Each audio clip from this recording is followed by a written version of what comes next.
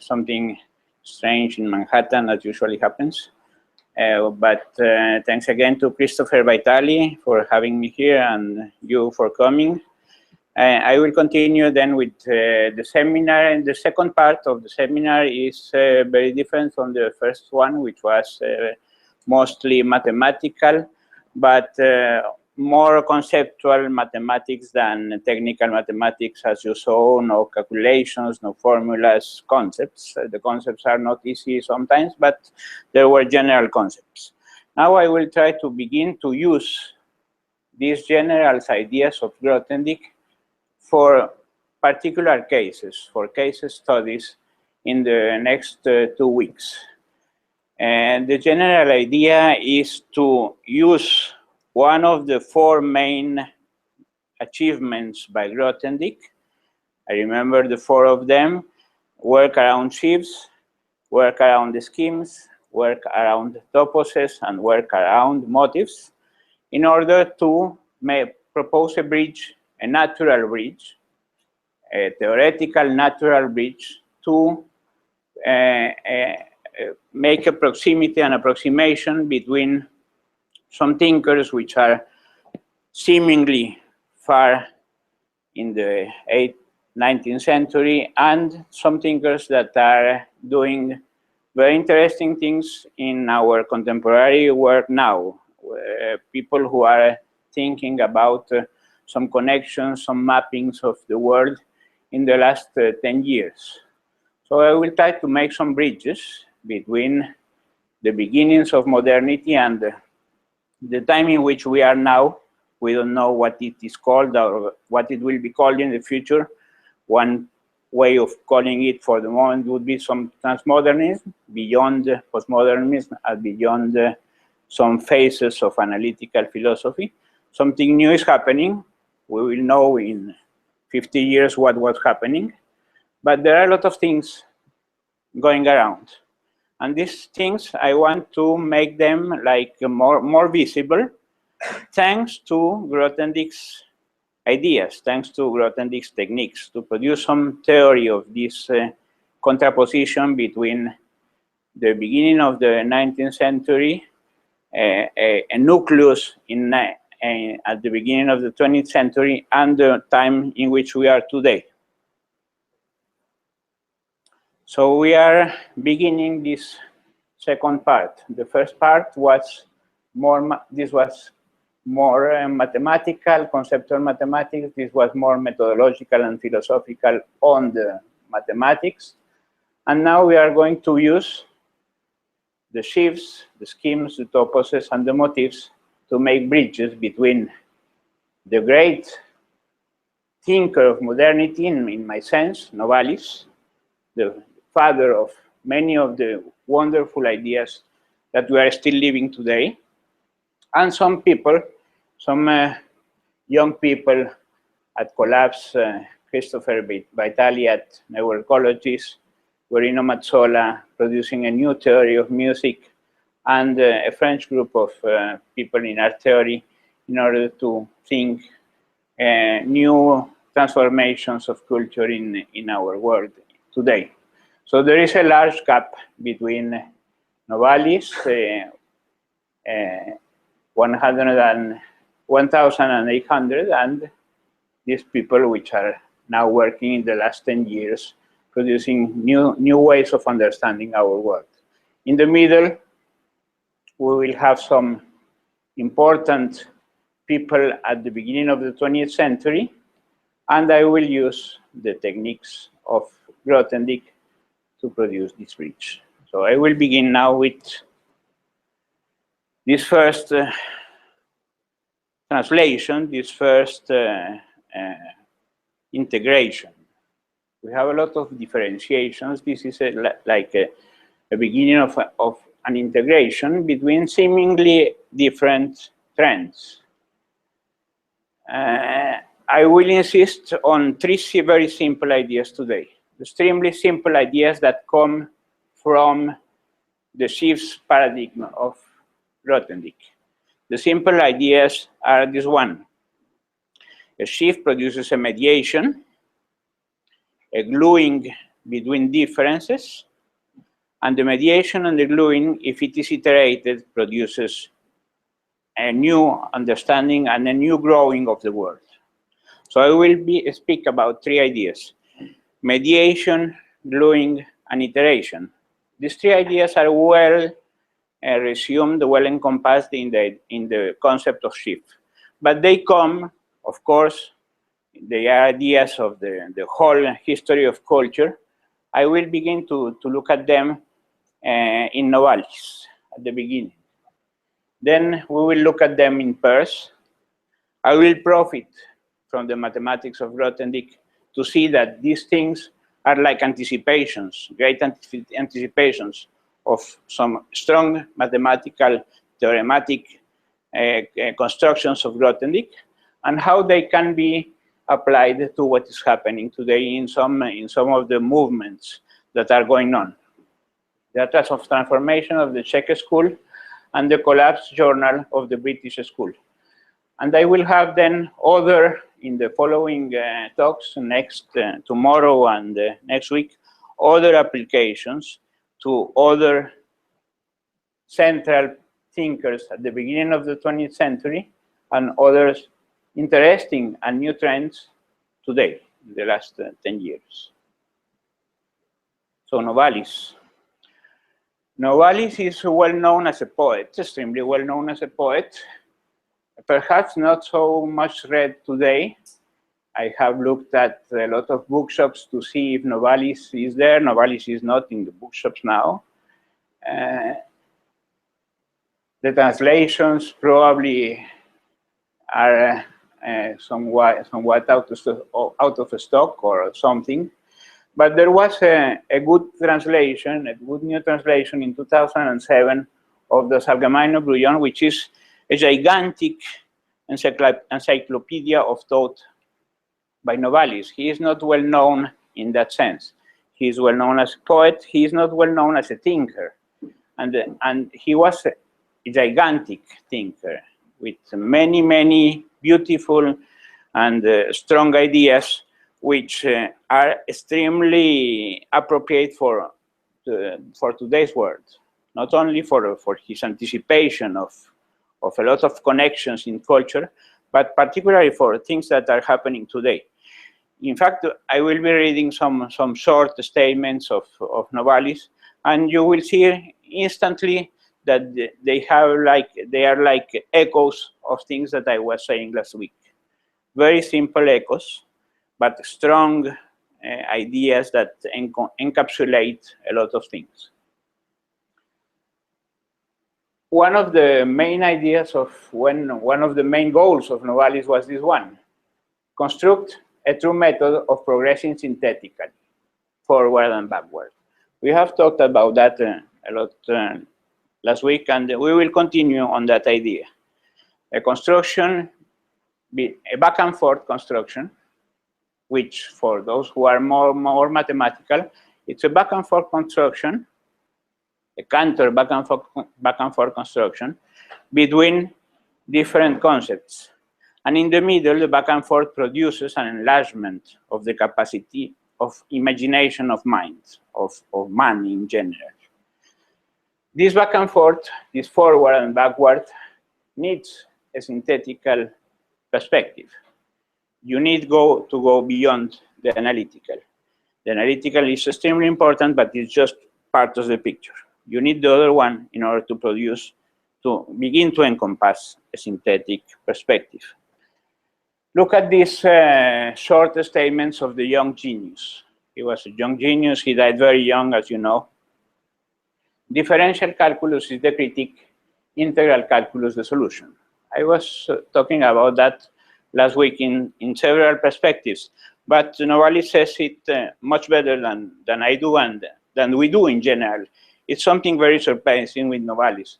One thing is that one is finding something new, and then you go to Novalis, it was already there. All the time, it's impressive. It's impressive. He's a very, very intelligent young person. He did a lot of things which should be read a lot. Since you have the translation now of the Allgemeine Brouillon, it should be more read. I think it's particularly important for today. So this differential and integral calculus, this integral and differentiation perspective, this global and local perspective, is one of the main things to be done.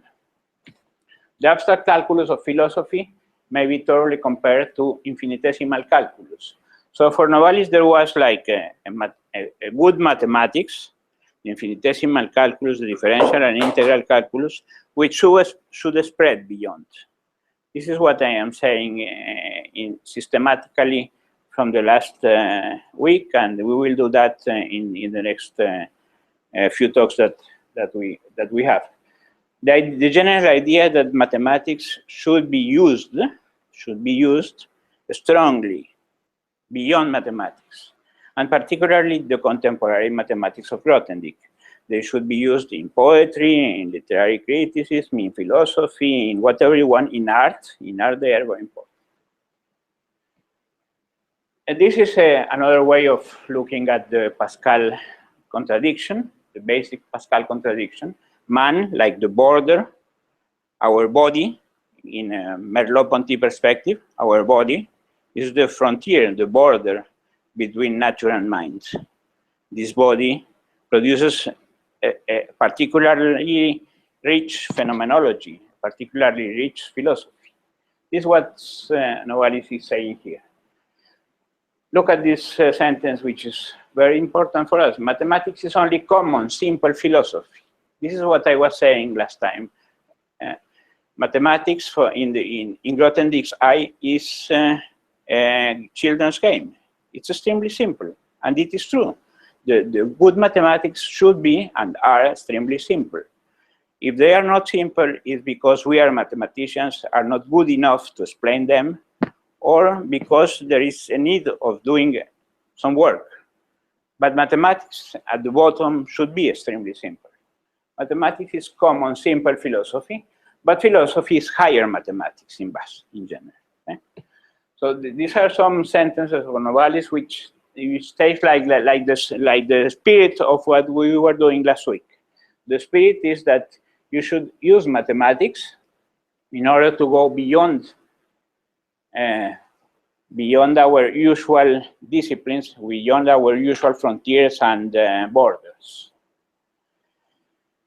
We will be working today essentially on the idea of mediation, gluing, and iteration. These three: mediation, gluing, and iteration. Mediation is some sort of contact. So Novalis was telling us that there should be a theory of contact, of transition, of mediation. But every time that you have a mediation, you have a contraposition. You have a polarity, a Galois connection in some sense, in which you have at the same time separation and connection. You need both of them. You have to separate, differentiate, and then you have to connect, to integrate. Both of them are extremely important. The analytical and the synthetical are extremely important, but to stay in only one side of the pendulum would be a strong mistake. You have to go all the time between the two. A theory of contact, a theory of transitions, a theory of transit in general. Both sculptors and musicians for Novalis require obstacles. Obstacles are related to contact. We said that with bad words last time and last week in general. Novalis always says everything right.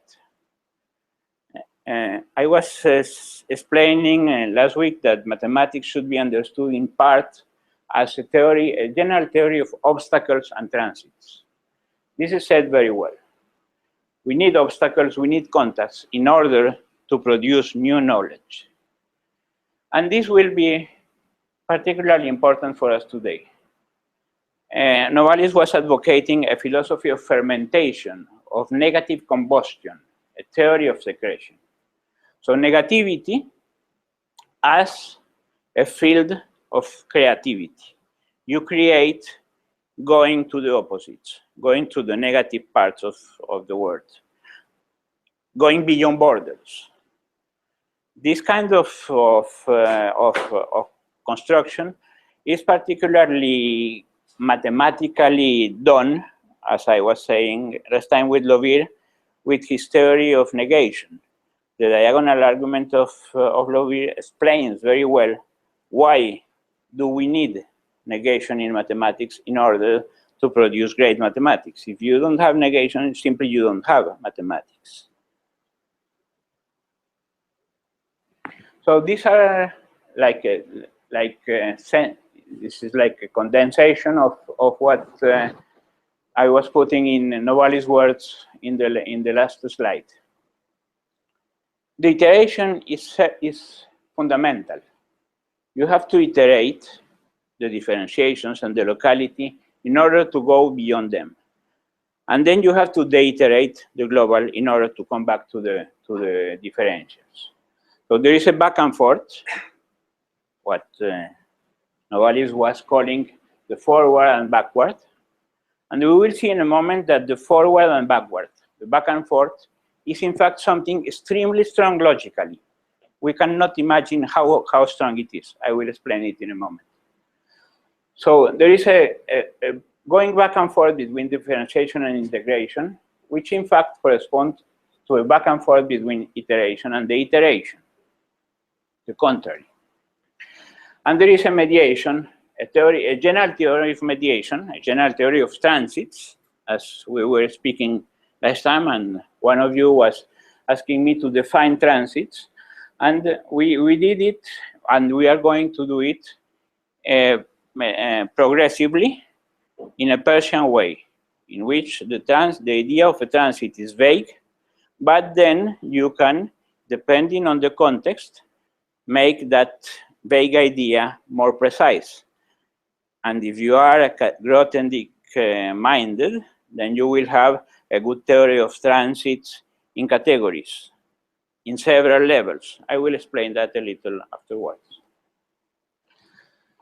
So iteration and mediation are central for Novalis, and they will be central for us today, because iteration and mediation and gluings are the basic central ideas of a sheaf. Let's go to Peirce.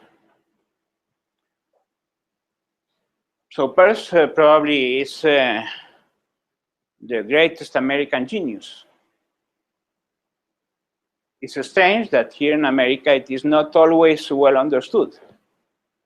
There have been beautiful people in America who have done strong work on Peirce, and there was, for example, the famous Peirce seminar by Michael Shapiro at Columbia for a long number of years. And there have been like schools of Peircean people here in America, but strangely enough, I think that it is not the center. It should be a real center, Peirce. It's becoming a center in the world. Peirce is very much well studied in the world now. And this is strange, and that many great scholars on Peirce are not American now. Particularly, there are beautiful schools of Peirce in Finland, in Italy, France. So Peirce, great mathematical genius and universal genius, a logician of the size. He was putting him at the same level, and he was right, at the same level of an Aristotle or a Leibniz. He changed completely logic. There is a logic before Peirce and the logic after Peirce. He found something beautiful, which are the three Sinopythagorean categories. I don't know how to pronounce them very well. Sinopythagorean categories, in which Peirce found like some relative universals. We were talking last time of Grothendieck's relative universals. This is like an anticipation of Grothendieck's discovery that there are relative universals in mathematics. These are relative universals not only in mathematics, but they are everywhere for Peirce. They are in nature, they are in the science of the mind, they are in the science of the body, they are in the science of culture, they are in the science everywhere. There is a general theory of science, a general semiotics by Peirce, in which there are three fundamental categories. three fundamental categories are first, second, and third. So first is what is immediate, second is the action and reaction, and third is the mediation. So the mediation that we were talking about, which is encapsulated and encompassed in a sheaf as one of the three main ideas in the sheaf, the mediation, the gluing, and the iteration, it's already one of the basic categories for Peirce. The third category is a wonderful category in which knowledge in general is produced. Knowledge is produced between a back and forth, a continuous back and forth between resistances, between binary relations. There is something which begins to be like constructed in a web. There is a web which is going on. And in fact, that web already can be imagined here. If you have iteration and mediation, then you'd have two which mediate. They are iterated, mediation, iterated, mediation. There is a web which begins to be constructed. Of course, that web will be a network, and we will be talking about that tomorrow in a more systematic way.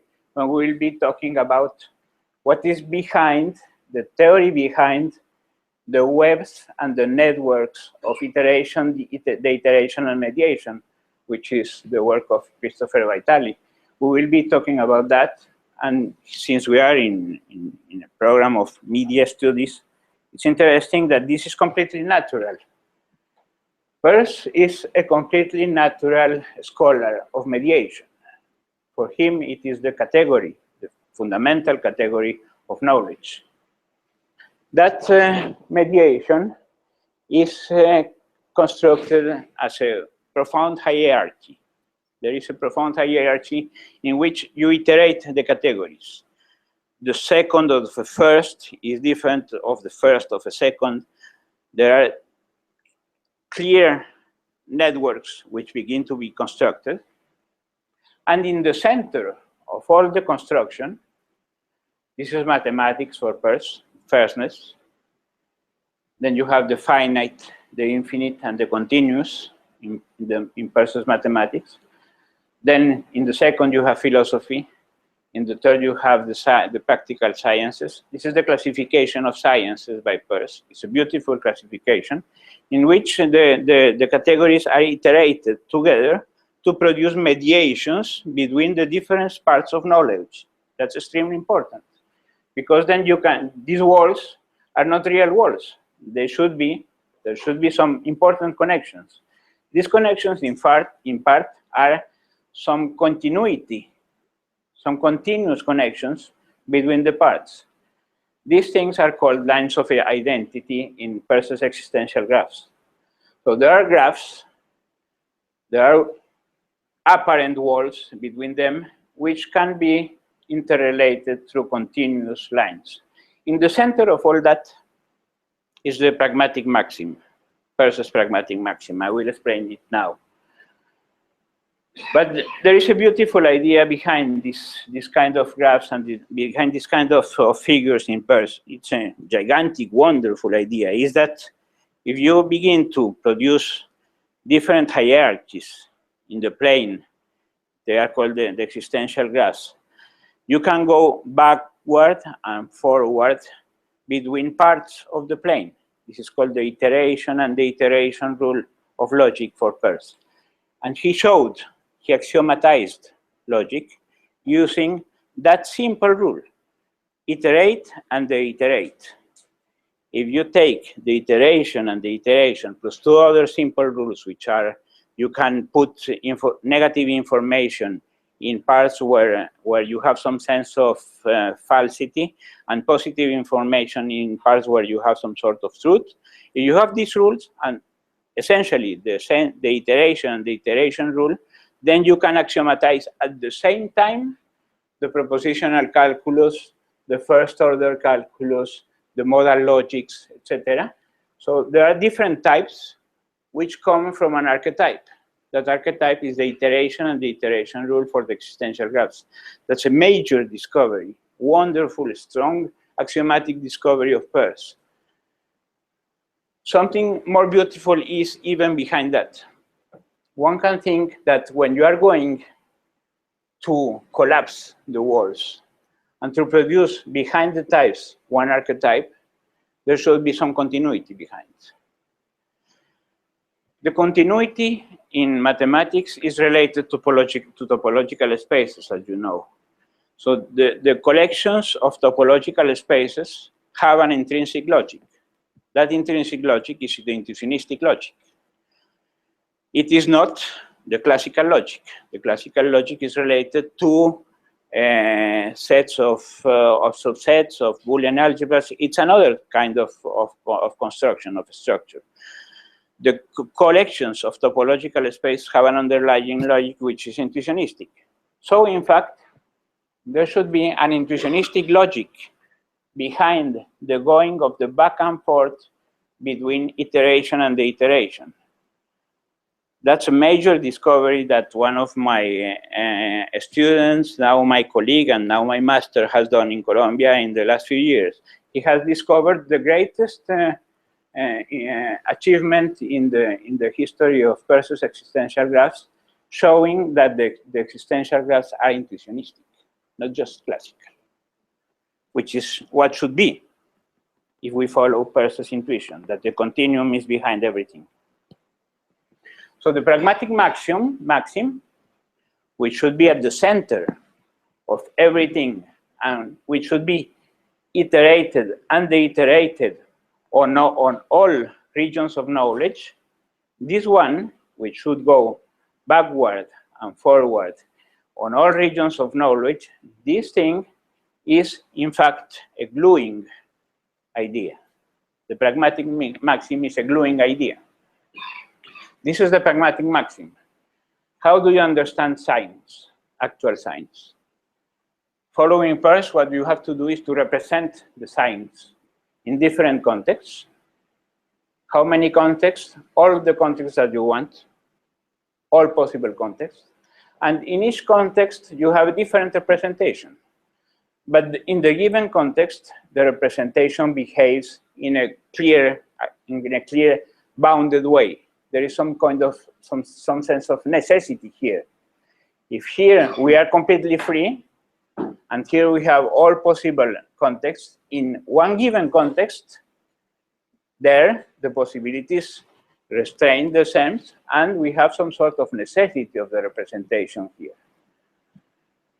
So the pragmatic maxim says the following: if you want to understand an actual sign, use all possible representations of the sign in all given contexts, and then reintegrate all this information that will be the information of your sign.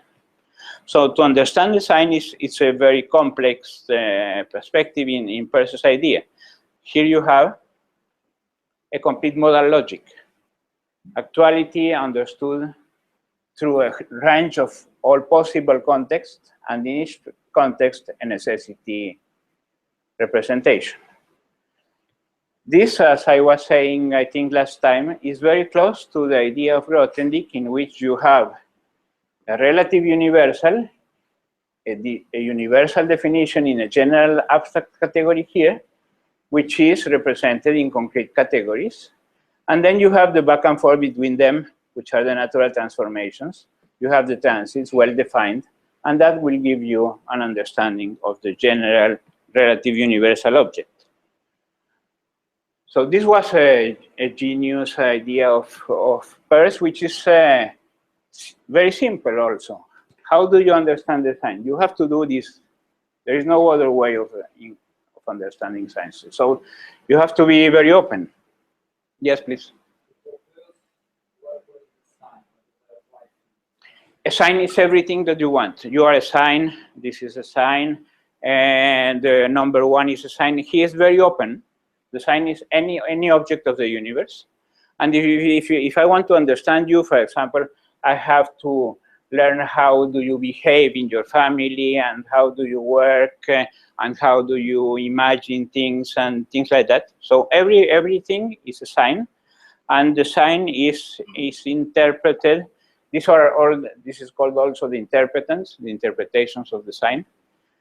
when you integrate all the interpretations of the sign, you will have more or less a better knowledge of the sign. It is clear in each of us. Each of us has a lot of context. Excuse me? Ideas, signs. Oh, yes, ideas are signs also. Anything that you want. You can have the continuity idea. I will give the representation now. So I see this as a kind of like a prototype to Leonidas' lemma. Would you agree with that? I agree completely, and in fact, I will show that in a moment. Yes. Okay. So this is the pragmatic maxim, and coming to your question, this is an idea, the continuity idea, the continuity concept here. This idea can be represented in a lot of ways. It can be represented in set theory, with very different understandings in set theory. You know, for example, that if we represent the continuity in the Cantor way, in fact, we don't know anything about the reals. It can the cardinal can be anything that you want, except some little obstructions. It cannot be Aleph omega, but it can be Aleph 1, Aleph 2, etc. Whatever you want. It's very open. Depending on the actions, you will have one context in which the cardinal will be one thing, another cardinal in which it will be another thing, etc. But this is one perspective. This is the set theory construction. In category theory, you have very different constructions of the continuum concept, and in Peirce, it is even more strange, more different than every approximation that you will have in set theory or in category theory. Peirce's continuum is a super multitudinous collection, much bigger than all universes, much bigger than all big cardinals. It's something very different, and there wasn't good models for the continuum until 2 years ago. Now there is a beautiful model, simple model of the continuum. So this is an example of the pragmatic maxim applied to an idea. And in general, you have this construction that signs are everywhere. Signs could be or pieces of art or the continuity idea, but signs could also be physical, like in Merleau-Ponty's body, or they can be natural signs in the universe, cosmological signs. For Peirce, the general universal semiotics went all over the world. That's one of his forces. It's very, very plastic. And there is, yes, I will come back to that. There is an important thing that behind continuity, for Peirce, it was as important the continuity as the breaks of continuity. When you have the breaks of continuity, then you are introducing something new. When you have some break and produce a new idea, that was for Peirce the abduction theory, a theory of hypothesis. The theory of hypothesis for Peirce covers the breaks of the continuum. Clarify that with sign. So what is not a sign? No, everything is a sign. Everything is a sign. Everything is a sign. There is no non-sign. No, there is no sign for Peirce. For Peirce, everything is a sign. How does the initial individuation concept of sign?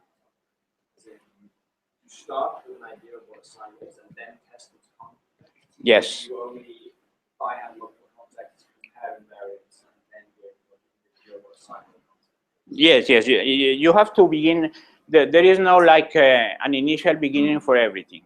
There is like a common sense for Peirce, a common sense, a common ground sense. And in that common ground sense, you have like a piece of art. Let's say the sculptures of Picasso. The sculptures of Picasso that now are in the moment. You begin by that if you want. That's a piece, or a concrete piece. And then you begin to do like all the usual interpretations that you can do about that. You do some art critic about the sculptures, then you do some general reflection, then you do some history, etc. And then you begin to do a lot of interpretations of a piece. But this is done today. When Picasso was constructing the sculptures like 60 years ago, that was very different for him. Okay, it depends on the context. Given a sign in a context, you begin to try to understand it using a lot of different representations, a lot of different interpretations. And the more interpretations you can do, the richer will be the sign. That's something very interesting for us. I will come back to you. Something very interesting for us in general and for mathematics. Signs which have a lot of interpretations and a lot of difference in different interpretations should be richer than signs which have very little interpretations. It is certainly different, and this goes against postmodernism, for example. It is certainly different to think about a general theory of the universe in the sense of Einstein, which will have a lot of interpretations and which will have a lot of going back in the history of the world, than the beautiful but very restricted cosmology of the Indians of my small village in Colombia. It's very different. You cannot say that they are the same, that they are equivalent. With this theory in general, you will have this thing which is important, which goes also beyond the usual understanding, is that if you have sign with a lot of different, richer interpretations, that sign should be more important than signs which have very little interpretations. There should be a hierarchy. I will come back. For example, statue have an individuated object which can then be mapped around. Yeah. Already, you only have one statue and that's what you're doing. But the more abstract concept, really, it seems that you don't have it given already in an individual way in order for you to make that kind of more obvious concept. So how do you get the sign? Yeah, that's true. For example, that's the history of mathematics, which tells us how to work. With continuity, is clear. For example, that the first, let's say, more or less rich context for continuity is the construction of the real numbers by Cantor. But that's like a beginning, a very concrete construction, abstract construction. Is the beginning of a continuity concept which will go well beyond it. So if you begin here, this will go, for example, for the different cardinals, but then this will show you that something different may happen. And then you can come back here, here, here. So you can, it's a back and forth.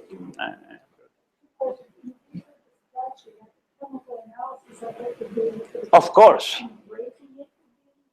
Yes, yes, all of the, yes, yes. So you cannot work in Peirce's perspective. You cannot escape, but there are different contexts and different levels. So the different levels can map between them. Okay, that's the way to escape to the general relativism. Is the sign? The sign marked as to the level that it's at. Marked. Well, yes, it should be marked depending on the context. You have to define well, more or less well, your context in order to begin a discourse. When you begin the discourse, then you are marking the sign in that context. Yeah. Okay. the idea that there should be a hierarchy of signs depending on the relevant. Yes. Is that yours or is that Peirce? That's mine. Okay. Thanks for the, yeah, thanks. We shouldn't put the bad things on Peirce. The good things are on Peirce, the bad ones are on me. Okay. Okay. Okay, great. So let's go to Grothendieck now. Let's come back to Grothendieck. On these three ideas: iteration, gluing, and mediation. Okay. So all this was here. Okay. in the sheaf concept. Okay. The going back and forth between points and fibers. I walked around again on the high line, and I am now convinced that it is a sheaf. We will talk about that afterwards if you want. So there is this going back and forth between the points and the fibers. This iterates the point. The point here is one, and here it is iterated into the multiple. And there is also the basic idea of the sheaf is that you are gluing enough local sections in order to get a global section. Sometimes you can do it, sometimes you cannot. It's a general theory of obstacles and transits. So everything is here. This very simple idea, the sheaf.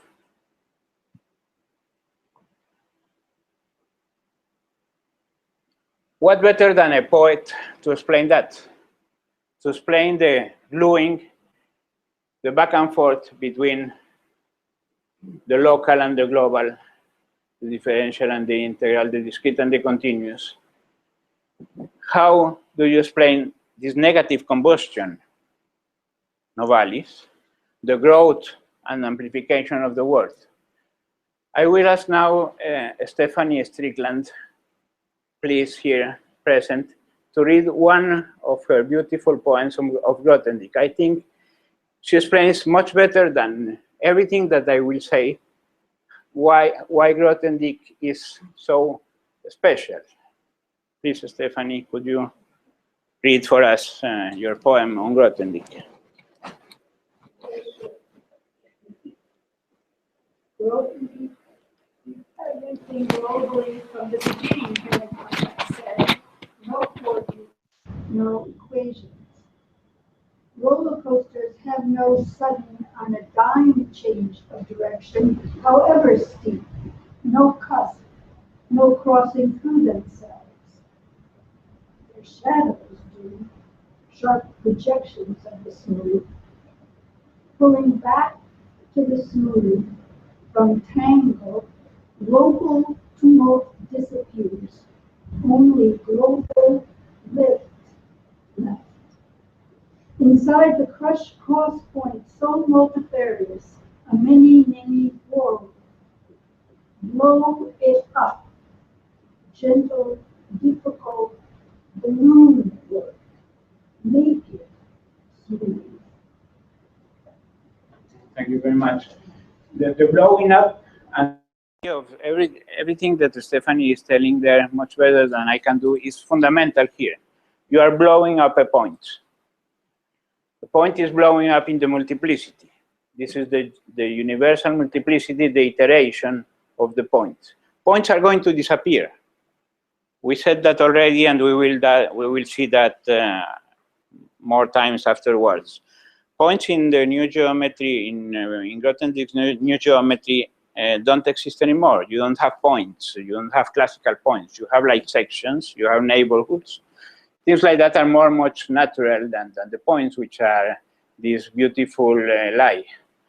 So you have some kind of blowing up, a negative combustion, which is produced thanks to the sheaf.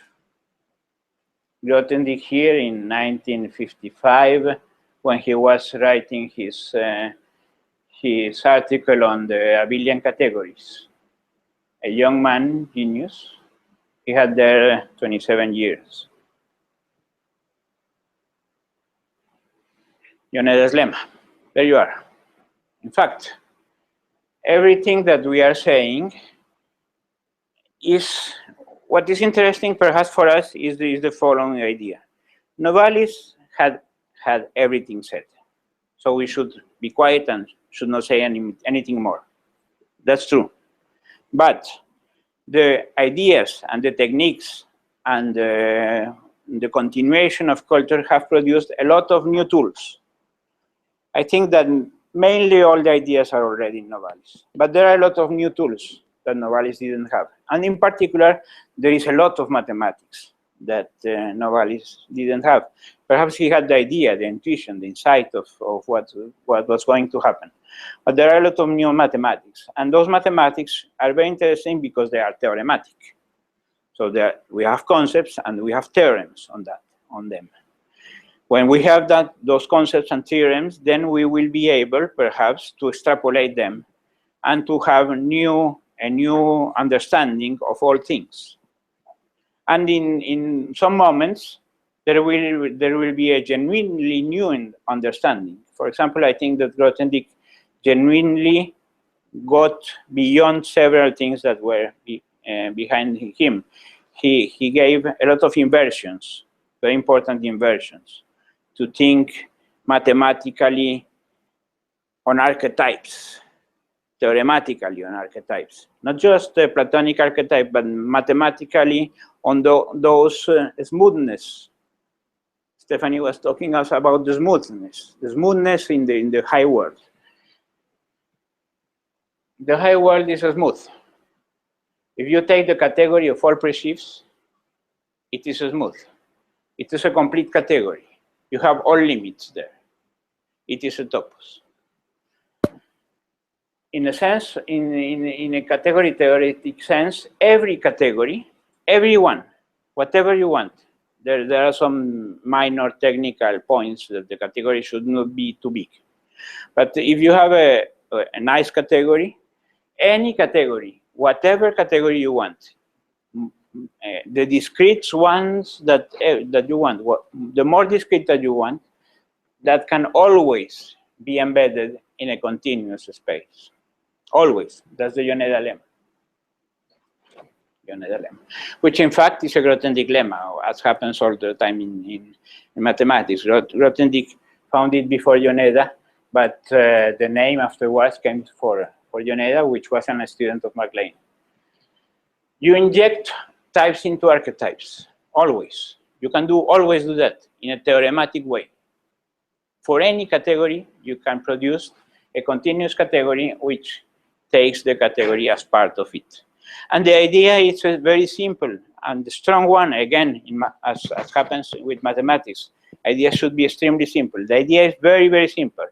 Instead of looking at an object internally, you look at the object externally, how it is related to the context. It is called the representable functor. Instead of looking at the object, you take the representable functor related to the object. The representable functor is like the aura, all the relationships of me with the world. Instead of me, which is completely uninteresting, what is interesting is the relations with the world, of me with the world. That aura, this representable functor, is a change of perspective. Instead of looking at the object analytically, you look at the object synthetically. And that changes completely the perspective, because the category now can always be embedded in a continuous category, in a complete category. That's Yoneda's lemma. So this is also like a way of mediate strongly. This is a strong mediation. The representable functor, which was in fact invented by Grothendieck, the representable functor, the theory of representable functors, was developed by Grothendieck strongly in his work, even if the concept came before him. He was the one who developed all the theory. The representable functor will go beyond the object. So objects in themselves will disappear, and we begin to think as objects in otherness or objects in mediation. The mediations become the important thing. The networks become the central things. Yes? Also, just a remark. It seems very parallel to what you just said about coins, replacing them with smooth entities, sheaves, whatever. Yes. So you're replacing a category is a point, but you're looking behind it. Yeah, that's completely correct. So there is also like an interesting new completion, philosophical completion. Some presheaves are representable functors, but there are a lot of other presheaves which are not representable. Those are the ideal objects here. So there is a completion in the sense of Hilbert also. This is wonderful. This is completely marvelous mathematics which appear here. This is Lovier. This is Grothendieck's ideas mediated by another mathematical genius, Lovier, perhaps the greatest category theoretician alive. Since Grothendieck died last year, we can't say that now. Lovier is probably one of the greatest mathematicians in general alive, and he is certainly the greatest category theoretician alive. Lovier, what did he do in the 70s? In the same Congress, in fact, in which Grothendieck said farewell to mathematics in the Nice Congress in 1970, Lovier, which was a young scholar in that moment, proposed a beautiful new theory of understanding the toposes of Grothendieck with new ways. Grothendieck invented his toposes, as I was explaining last week very briefly, using a general idea of synthetic topology. Instead of covering an object with neighborhoods, you cover it with arrows, with good properties of continuation of the arrows. That gives you a Grothendieck topology. But Lovier discovered that behind that, you could do a very simple construction, that the whole topology of the collections of arrows could be understood as one arrow in the subobject classifier. The subobject classifier is this generalization of the notion of the two in sets, two in which you have 0, 1, two truth values, and thanks to that two, then you have the negation, which sends 0 in 1 and 1 in 0. And I was remembering you that that is the basic thing for mathematics, the beginning of the growing of the universe, Cantor's theorem, things like that. If you generalize that, then you have a universe much more interesting, in which you don't have only the binary thing, the classical thing, or truth or wrong, or white or black. You have, in fact, in the middle, a lot of colors, and that's life. So you have, in general, you have subobject classifiers in which you have a lot of truth values, not just two, but a lot of them. You can define a general topology in a simple topos, which is called an elementary topos, which was the Lovier axiomatization of the general idea of a Grothendieck topos. A Grothendieck topos is something very big with strong axioms, and particularly strong axioms of infinity. You can simplify all that and say it in an elementary way in first-order logic. Not necessarily classical first-order logic, but intuitionistic first-order logic. And in first-order logic, you can say things in a simpler way. So Lovier discovered that all this Grothendieck topology could be encapsulated in just one little arrow between the subobject classifier and itself, with simple properties. The simple properties are these ones, that this is the arrow, it should preserve truth, it should be idempotent, and it should commute with the intersection. That's it. That is called in mathematics a closure operator.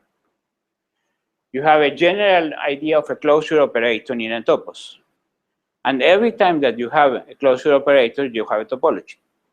So you get a simple topology, and then you get the sheaves for that topology. That gives you the elementary sheaves of Lovier. One beautiful thing that afterwards continued in the discovery of these things is that the double negation is a topology. The double negation in toposes is a new topology, beautiful one, very different from the usual topology. In classical logic, the double negation is the identity, and nothing new is said. But in intuitionistic logic, the double negation is far from being the identity. In fact, it's a beautiful operator in which the universe grows close with this, with double negation, if you know a little about these things. In the Kripke models for intuitionistic logic, the double negation says that something will be happen densely in the future. Instead of living here in the dense future of here, it will happen. That's the double negation. So the double negation talks about openness in the future, something that classically completely disappears. Yes? The measure of time, yes, that's impossible to say. It's a loose talking. Okay, you cannot, yes, you cannot say clearly what will happen in the future. Okay, but in the Kripke model there is some sense of order. You can say that you have a tree. Instead of having a line, a continuum line for the future, you will have a tree in which this point will branch here and here and here and here, and this point will branch here and here and here and here. So you have an open tree, and that open tree will be the future. Okay. In here, what was discovered by Valéry is that the double negation is an elementary topology in any topos. In any elementary topos, the double negation gives you a new operator, a new topology, so you will have new sheaves. So you have a lot of new mathematics. And many of the important theorems in independence theorem in mathematics are examples of that double negation applied to some topological models. So double negation opens up. The double negation is not yes. It's some sense of dense yes in the future, saying that the future is like this open tree model, okay, for an intuitionistic calculus. But the main point for us here is that the double negation, the iteration of the negation, is not the identity. But the double negation really opens up new things. If you iterate systematically the negation, you will produce new understandings. And those new understandings, in fact, always will have, even if we are not completely certain about that, always will have a topology behind it, because the double negation is a topology. So there is a topological thought which is everywhere, even if we are not seeing it. And one of the things that we were talking about Grothendieck's capacity was to see the unseen. He had the capacity of take for us or make hearing for us, because he had a lot of times the idea of that things were there and they talked to us, and he was able to hear things. Not only view, but he was hearing things. And he heard some things that we usually don't hear. That happens with the double negation. This is related also to some of the things that I will say tomorrow on Christopher's networkologies. If you go beyond, yes. So, double negation, maybe about so you have encrypting models for Yes. Yeah. So you're talking basically in all possible worlds given a particular set of axioms, then this kind of gives you shape of Yeah. Yes. possible world. Yes. Yes. Yes. Yes.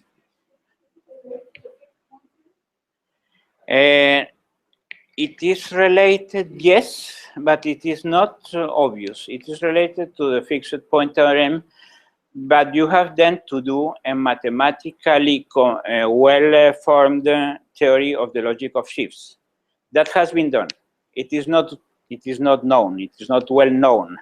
It has been done by a the greatest Colombian mathematician of the history, which was my master in Colombia, is Javier Caicedo. He has done a wonderful, strange, beautiful, consistent theory of the logic of sheaves, in which he has shown a lot of things. He has shown that the logic of sheaves are intermediate between intuitionistic and classical, that there are an infinity of them, that there is a general theorem in the logic of sheaves which gives as particular examples the completeness theorem for the first order classical logic, the forcing idea of Cohen, the omitting types in first order in model theory, a lot of applications, and in particularly he uses the double negation as like a limit for fibers. You take different classical fibers, different intuitionistic fibers, and then you take the limit. The limit is the classical fiber, and that limit is related to the double negation in those fibers. So there is something technically true behind that, but you have to do the work. So when you say topology emerges from double negation, yeah, are you speaking about something like a contours of a possible universe of sorts? That's one of the ways. Yes, that's one of the ways. When we were talking, I think about Lobier's theorem, the diagonal argument of Lobier. With the double negation, you expand universes. You expand universes either using Cantor's construction, either using the Kripke model for intuitionistic logic, either using the toposes of Grothendieck. You are expanding things. Perhaps this is the good name. You unfold the space. The space is somewhat collapsed, and you unfold it to double negation. There is a double negation which unfolds your space, and instead of collapsing, it grows after the collapse, like the blowing up that Stephanie was talking about. I mean, it's fascinating because in the debates in German idealism at around the time that Novalis is working, the question of is a double negation essentially a positivity was something that was raging among the German idealists, and Hegel famously argues that no, it's right. I mean, your negation of the negation does not produce an identity. He calls that a bad infinity. And he says that a positive infinity is actually productive, and it opens up the sort of potentiality in a space that I believe goes on to influence the person and seems to be what you're speaking about. Yes. I don't know about Hegel, but certainly he should be there. Okay. And Deleuze, which is one of your masters, of course, gives the understanding of the residues. This is also one important idea that is in fact in the Yoneda lemma. In the Yoneda lemma, you have some sort of idea that these are residues of something bigger, which we don't usually see. Those bigger constructions will complete our universe and will let us see things that we usually don't see. So this is also Benjamin, of course, Walter Benjamin, the Archives project, okay, which has been very, very influential in the 20th century, and was not influentially directly. Benjamin didn't know about Peirce. He was a very well reader of Novalis, very good reader of Novalis. But of course, Benjamin didn't know about Peirce, and Grothendieck didn't know about any of them, because we were talking. Grothendieck was extremely original. Grothendieck didn't read anything. He did everything, the construction of the world himself. He didn't know about any one of them, of course. But Benjamin is extremely interesting also, in the sense that you have a residue that will be able to capture a complex thing around him. That complex thing around him should be like the iteration or the residue or all the mediations constructed with the network of residues, like the Archives project, etc. Well, I just wanted to ask, if you iterate that and you do the double negation of the double negation. Yes, that's a very good question. In fact, it stops in a moment. And the double negation of the double negation doesn't produce anything new. The double negation is something new. In every different topos, you will have a new different object to the double negation, and in the applications you will have new things. But if you iterate the double negation, then you get 4 negations, and 4 negations are theorematically the same as 2 negations. Excuse me? So you do it again in classical logic. Yes, that's true. Yes, 3 negations are the same as 1, as you know, intuitionistically. What will happen is that everything that holds intuitionistically will hold in these toposes, in these general toposes. So let's come back to other things. How, so the anticipations of Novalis and the anticipations of Peirce, using the good theorematical work of Grothendieck. This is, excuse me, this is completely theorematical here. When you say you open to global, non-classical, non-bounded universes, when you have universals to the residues, in here, I am working in 2 levels. I am working in the Novalis and Peirce anticipation levels, in the metaphoric level, but I am working also in the very mathematical, theorematical level. There is a mathematics, a theorematic mathematics behind all this, and that is Grothendieck.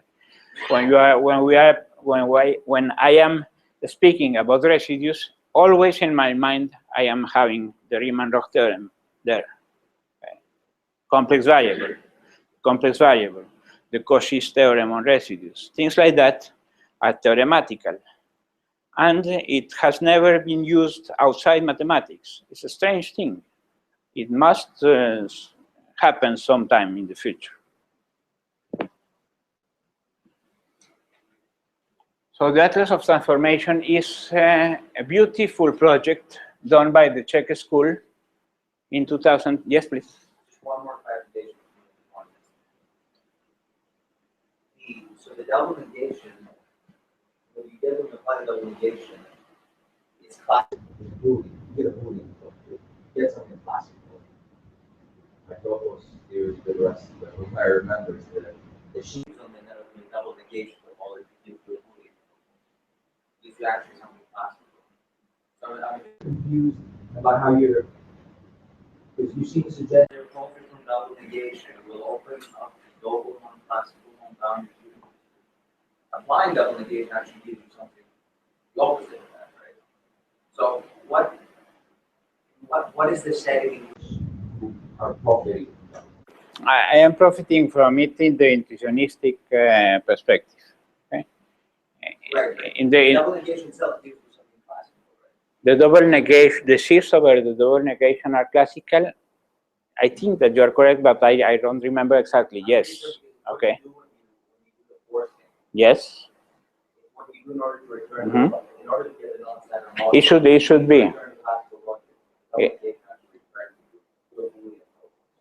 It returns to you to a fragment, which is the Boolean topos. Yes.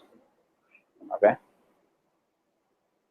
No. I mean, I'm not. Of course. I mean, if you Something, but I'm just trying to get clear on the terminology. What is, at what level exactly is it requiring double negation? In your Yes, I am thinking intuitionistically. This is my insight, my vision is that the double negation produces you a new understanding intuitionistically that is not the usual one, the classical one. Because if you want, say, if you have a crypto model with 2 points, already, if you put some information here, another information here, the double negation and the identity in 1 point should not be the same. They will be different. Take 2 points, no information here, and here point, put the P information, that you have the letter P here. In that simple model, with just one change, nothing, no information here, and in here you have the P letter. In this point here, you have the double negation is true, but P is not true here. So intuitionistically, there are differences which are interesting. And yes, thanks. If you have this model Kripke here,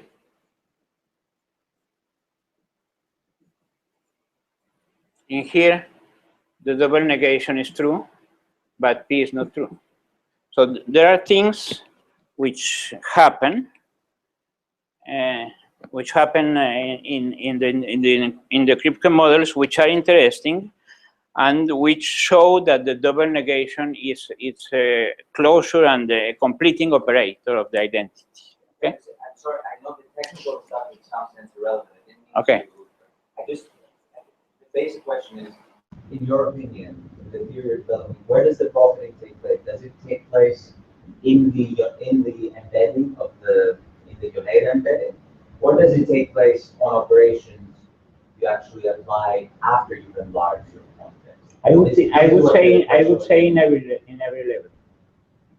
Both here because you have new ideal objects which complete your perspective. And the topology, whatever you do. Yeah. That's basically. Okay. But that is something to be proved.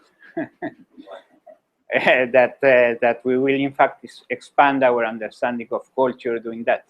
Okay.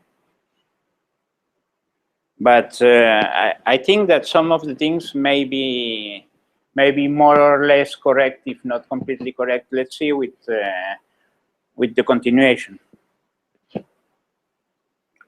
In the Atlas of Transformation and in the Collapse people, the journal, the Collapse journal of the British young scholars in philosophy, they are doing. Okay, so the answer I will give it. You will give it in the lecture afterwards. In these things, the double negation produces, I think, a new understanding. Let's see how. So the Atlas of Transformation is, I forgot to bring the book. I will bring it tomorrow. It's a beautiful book. Here you have it unfolded somewhat. And it's like a way of trying to produce new maps for a culture today. Let's read some of the things. What were the goals of the Czech school? To grasp differences, connections, and contradictions is our basic problem. Differentiation, mediation, antinomy. I will get into this strongly tomorrow with Florensky. Contradiction should be our base. Instead of having good axioms, good analytical axioms, like the axioms for set theory, we should have antinomical axioms, contradictory axioms. This is Florensky's way. So, grasping differences, connections, and contradictions in the transformation period, political interesting period for Christopher between 1999 and 2009. So that's the general idea. There was a general movement, political movement in the Czech Republic, an openness, which should be studied with new tools. They provided some of those tools in the Atlas of Transformation, which is a very visual work of way of looking at things. Achieve detachment from the directly experienced. So this is also important for us in our perspective, that we have to go backward and forward between the concrete object and the theoretical object. That theoretical level is very important for us. It's very important for Grothendieck. In that theoretical level is where you will get enough smoothness, enough completeness, where you will have the good mediations that you don't have in the concrete world. Setting our experience with a new global map of transformation. So they wanted to produce global maps of transformation. It was like back and forth between the Czech school and a lot of young scholars around the world, particularly a lot of young scholars in Brazil. Many of the better diagrams are produced by Brazilian young scholars. We will see one of them now, which is very beautiful. And look at the definitions of transformation for them. Transformation signifies alteration. So this is something also basic for us. And Novalis was saying it in the right way. You have, in the contact way, you have at the same time the union and the separation. You have to separate in order to unite again afterwards. Transformation is only possible through disintegration. This is one of the basic axioms for collapse for this journal, which is very interesting now of young scholars. We will come back on that in a moment. But you have to collapse, in some sense, the word in order to reconstruct it again. That's the basic axiom of their perspective. Our knowing is a constant search for a delicate balance between local and global, without one ever being able to annihilate the other. This is what I have been calling the pendulum, the Grothendieck pendulum between the local and the global, between the concrete and the abstract, between what I called the razón and the corazón, the reason and the heart. How to orient ourselves? Our world is completely disconnected. How to orient ourselves in a disconnected world?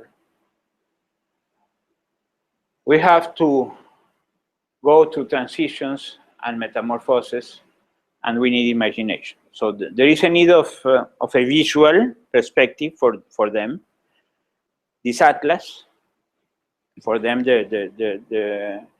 as for Grothendieck, was very important. The music and the hearing, for them, is very important, the visual experience. So they are very close also to art, to a general theory of art. Many of them are artists.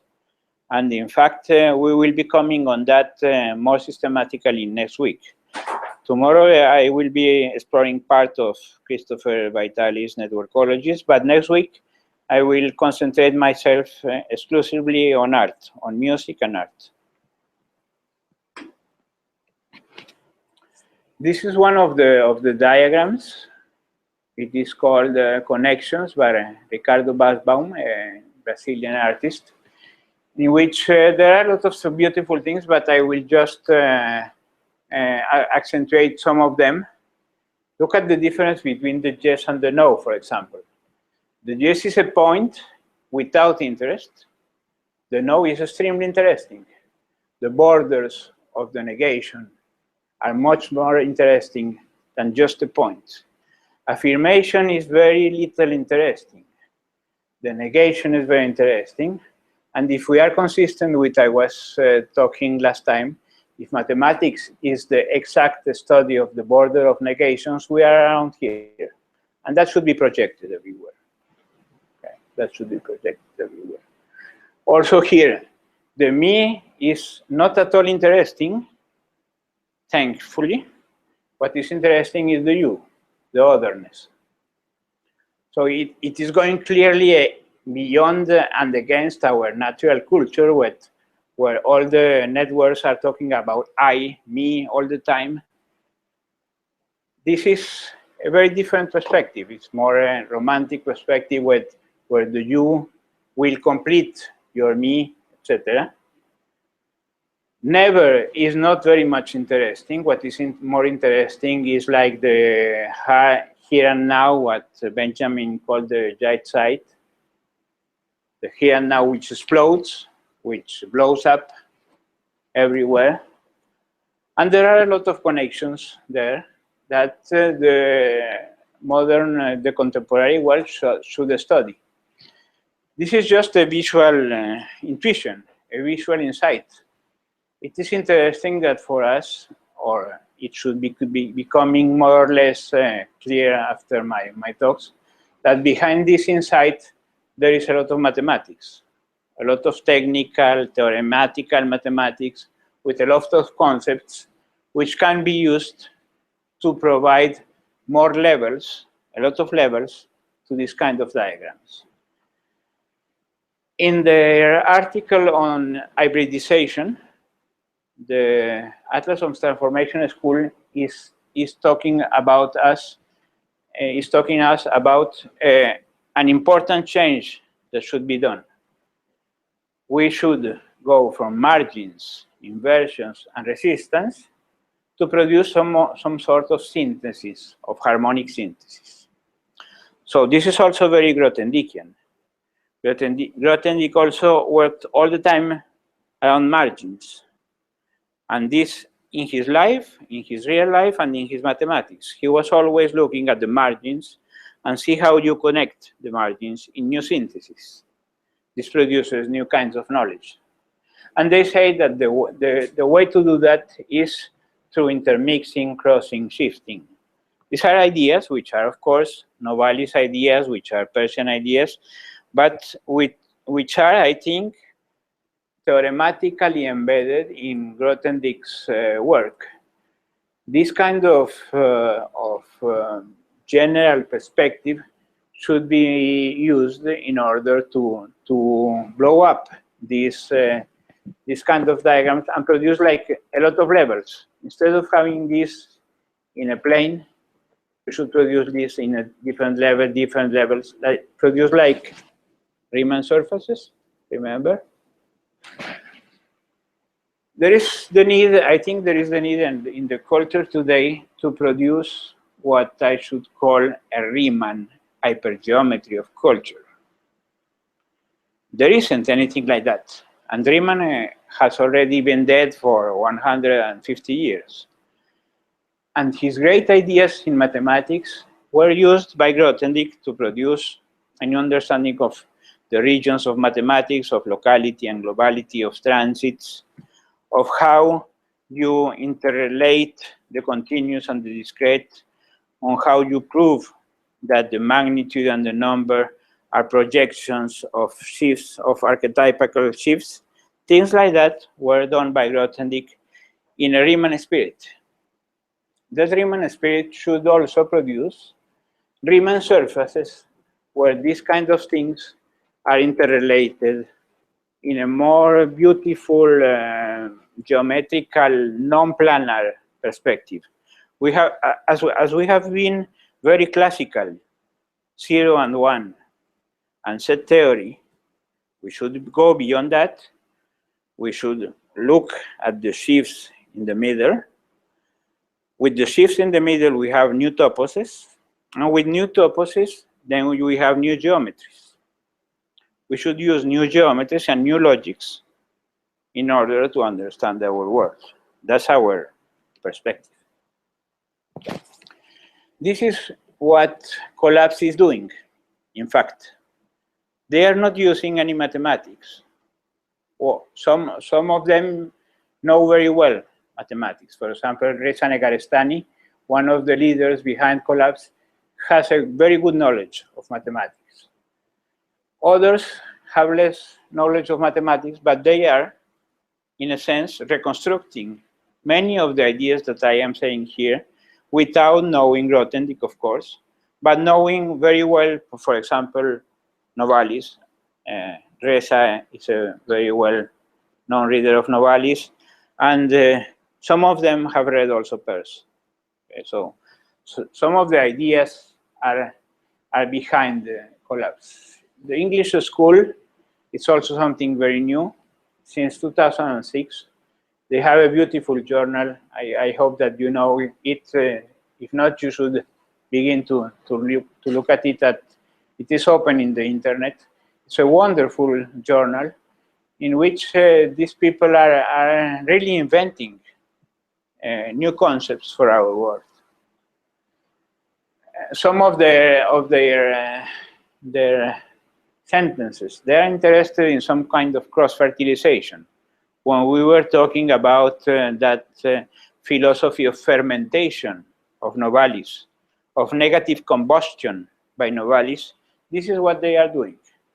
They are producing a new understanding coming from the borders, coming from negativity, cross-fertilizing all the areas together.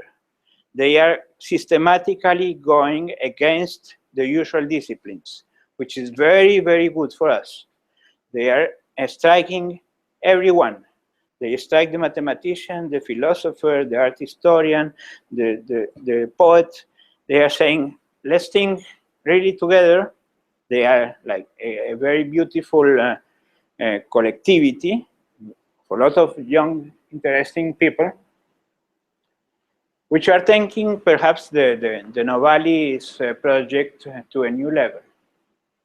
It brings contemporary artists, philosophers, and scientists. It is true. Every one of the numbers is usually a monographic number with a lot of very different perspectives, very interesting. In that sense, they are very Peircean also. They take one problem and they look at the problem from very different perspectives in the hope that the different perspectives will produce a new understanding of the problem.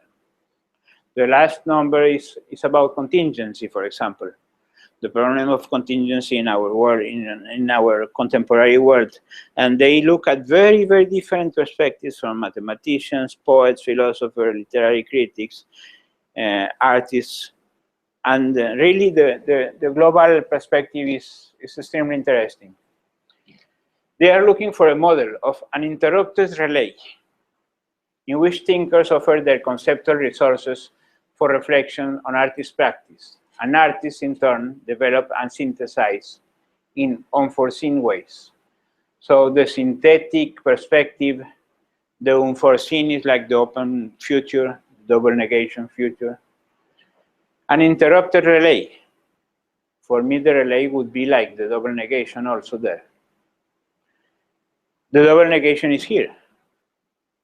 In the Maré pendulum, when you have a stick and another stick, you throw the stick in this way, the other stick in the other way, you have a double opposite negation, and then you produce life. Perspectives.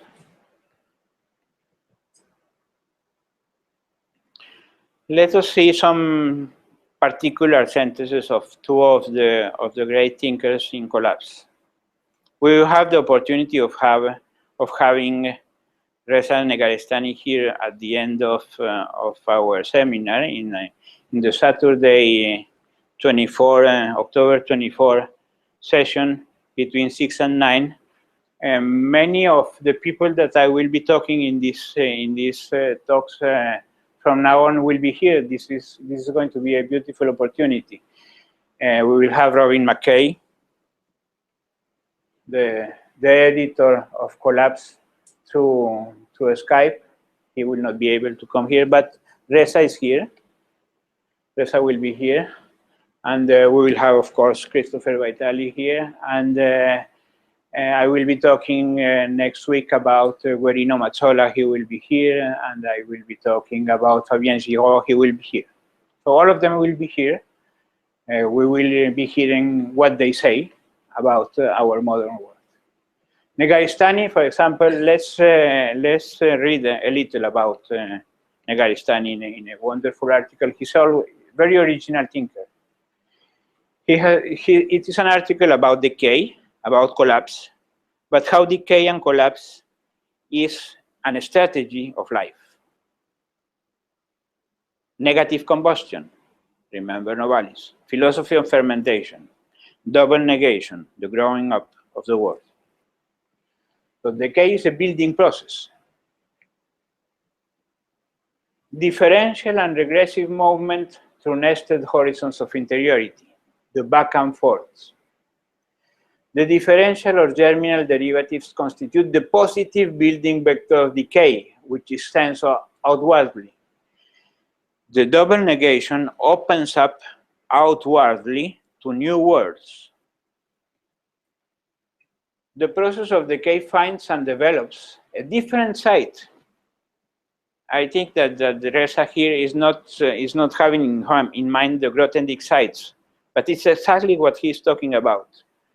It's a new site. It's a new topological site for the unilateral power of negativity. The process of decay is progressively concrete and retrogressively abstract. Very Grothendieckien. You go back and forth between the concrete and the abstract, especially evident in ruins. It's incredible. This is everything that we all have been talking about. The residues, the Riemann-Roch theorem, the Arcades project by Benjamin, the Novalis idea that in a residue you will encompass everything. There are echoes everywhere. All these echoes are somewhat encapsulated in the notion of the sheaf. This is very important for me, that everything that we are saying here is just encapsulated in this extremely simple idea. This extremely simple idea encapsulates everything in a very encrypted way, the sheaf concept.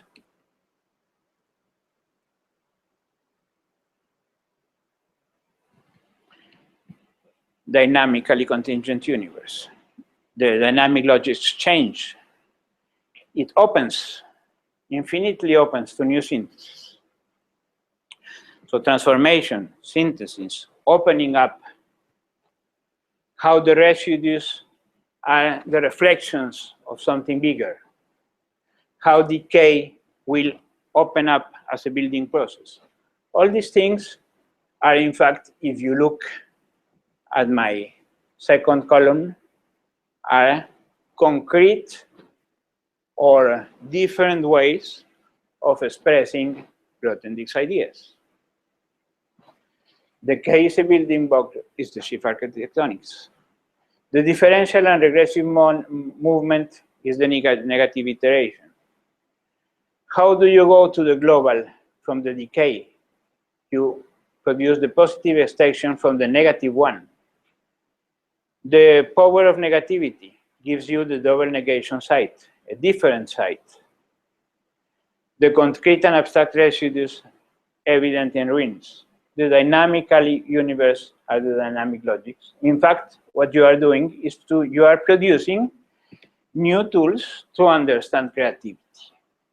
This is the main object for them. The main goal for the collapsed people is to understand creativity at large. Creativity in every part of culture. Creativity particularly important for them in art and in philosophy, but also creativity in mathematics, in physics, in semiotics, everywhere. So there is, I think, like a backbone, a Grothendieck backbone, to many ideas of Reza Negarestani, without him knowing that, because he's not, he doesn't know Grothendieck that much, but he's a very good mathematician also. Ray Brassier, another of the thinkers behind collapse. Let's see some of his sentences, and you will see, you can do it parallel with me, without me saying it. We read here and we read at left in our minds, and you will see how it is related together. Speculative materialism asserts that contingency is necessary. That behind everything contingent, behind the differences, there is something which should be a relative universal. In fact, Brassier, talking about Meillassoux, talks about something absolute. I will differ there. He is saying what is absolute is the fact that everything is necessarily contingent. This absolute for me is perhaps not completely right, and we should put what is relative universal is the fact that everything is necessarily contingent. But then you would have to have defined what is a relative universal. We did that last time. It is not a common concept. We have the idea of relative universals coming from Grothendieck and coming from category theory. It replaces the notion of absolutes, of absoluteness. So what is behind the different contingencies is the idea of a relative universal. Deploy. That's what does the double negation. The double negation deploys imagination, opens up the future. deploy the distinction between real and ideal. That is exactly the Yoneda lemma. Again, if you see the Yoneda lemma here, you are deploying the real into the ideal. There is a deployment, an extension, a completion. All these are Grothendieck theorematical mathematical ideas. If we take them seriously, and if we do, we have to do it. It hasn't been done. We have to study Grothendieck, and then we have to put Grothendieck to use, like a fountain here. It's a fountain with new ideas. So there is an order of disorder, of constancy, of inconstancy. The dialectics, the natural contradictions of the world should be explained mathematically. We will explain that better next time with Florensky. I think that Florensky is the right one, the right person to understand in depth. I will only do things superficially, but if we read Florensky, which has a lot of very, very important work, he will explain this much better than Rassier, much better than Meillassoux, much better than me. He's a great, great philosopher, art historian, mathematician of the beginning of the 20th century, Pavel Florensky. We will speak about him tomorrow. So I would say that there is a backbone, a Grothendiekian backbone, which can be projected on Negarestani, which can be projected on Rassier, and which shows clearly the network. There is a network going on there. There is a collapse. The name collapse for the journal is in fact a sheaf. The fibers are collapsing on points, and the points are deploying along fibers. This is a very simple, extremely simple idea, extremely simple mathematical idea, which explains with just one image the basic idea beyond the collapse. There is a plastic geometry between decay and speculation, between a new rationalism, they are calling it, a new rationalism, a new way of construct reason. We were talking last time about Grothendieck's contradiction, useful contradiction between reason and heart, a new way of construct reason. This is very Grothendieckien also.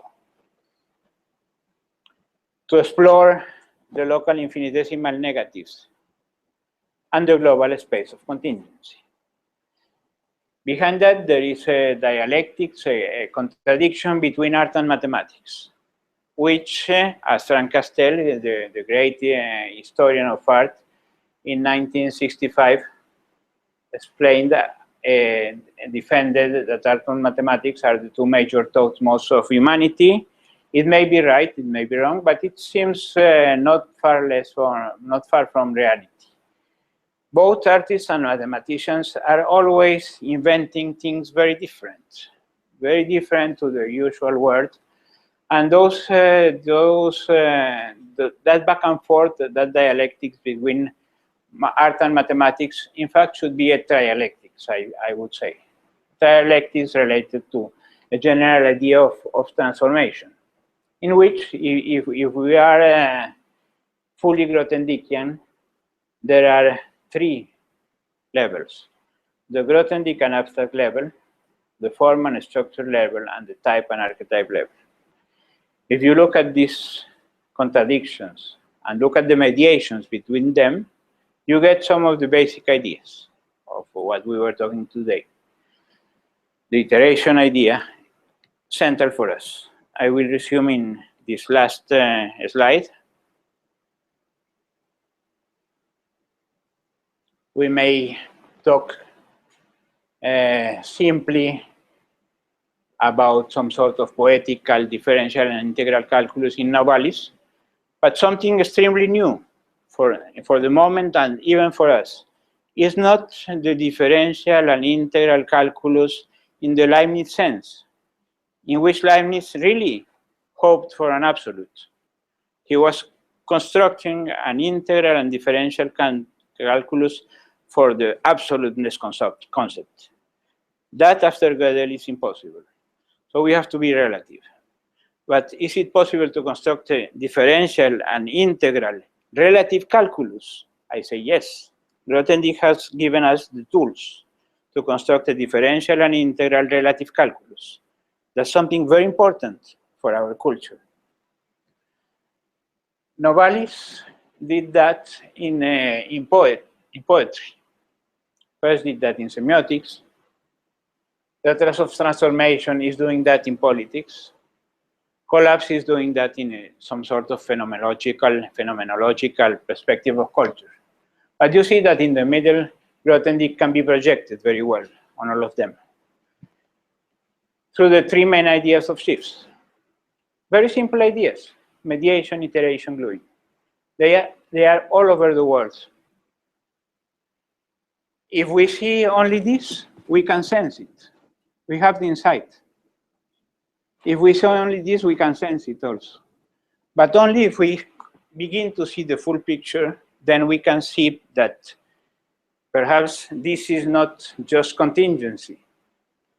This is not contingent for collapse. This is not contingent for that. This is not contingent for any of them. There should be some kind of universal relative idea behind of this. I say that they are in Grothendieck's sheaves. It's a phenomenological discourse in the sense that they are looking at all the possible phenomena of the world. The artistic phenomenon, the cultural phenomenon, the mathematical, the chemistry phenomenon, the savory phenomenon, the gastronomic phenomenon. There are a lot of phenomena in the world. And with all these phenomena, they try to do some kind of integration. So let me finish here, and we have still some minutes for our discussion. Yes.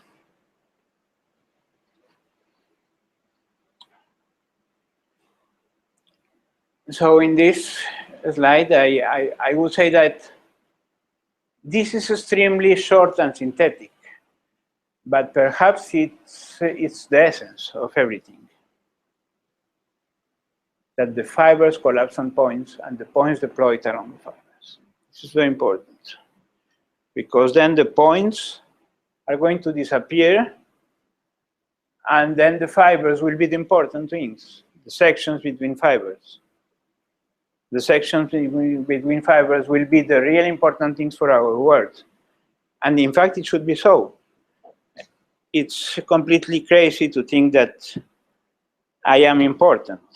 What is important is the neighborhood around me, or what is important is not this S, but the neighborhood around it, or this sentence, but the neighborhood around it, etc.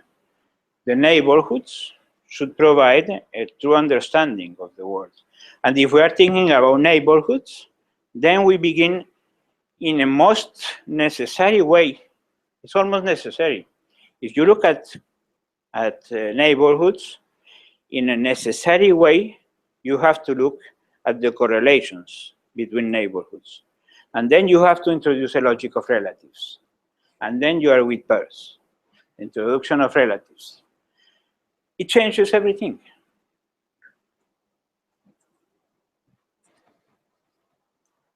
That was the transformation does not seem easy to find. No? Why don't they put it up online? I mean, are they not interested in deploying the ideas? Yes? There is a website? Yes, there is a website. Here. No.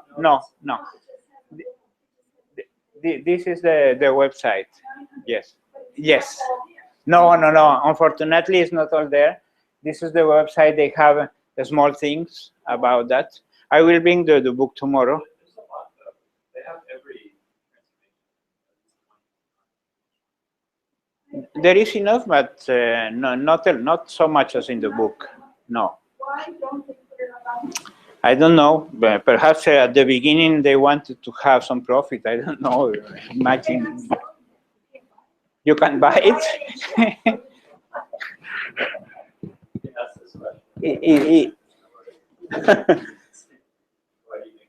You cannot find it here?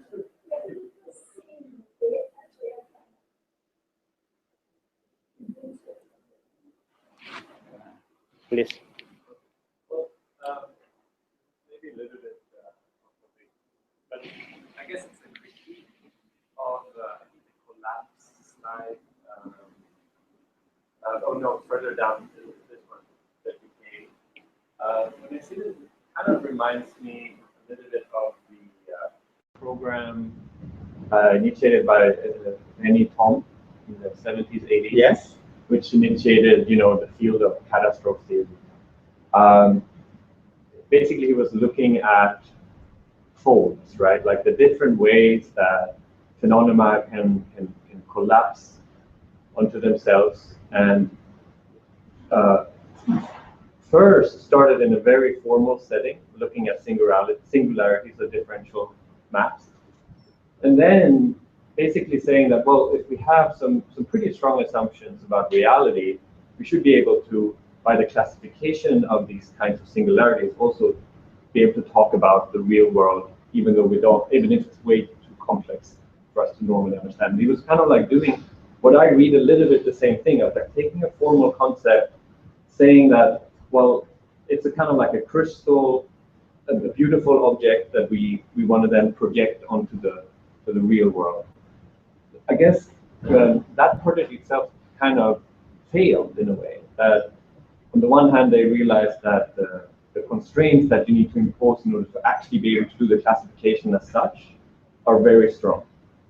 And then another, so maybe I shouldn't use the word failure, but where at least the claims were initially too grandiose was that they couldn't really predict or model reality, even though it was a beautiful idea.